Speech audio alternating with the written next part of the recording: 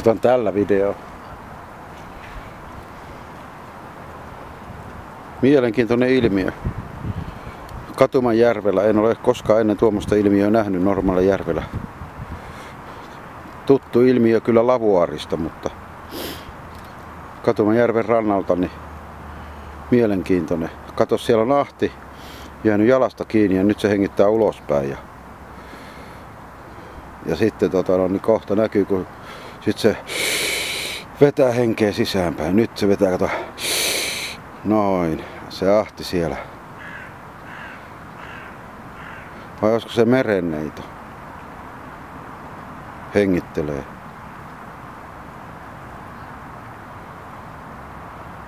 Mielenkiintoinen. Tätä on jatkunut jo tunnin verran. En mä niin kauan ollut, puolisen tuntia. 15 minuuttia, puoli tuntia ehkä siitä suunnilleen. Ei ole kellosta katsottu. Mielenkiintoinen, mielenkiintoinen. Se on varmaan merenneito vai oisko ahti, katossi. En tiedä, mä en osaa kyllä nyt päättää, että koittakaa päättää.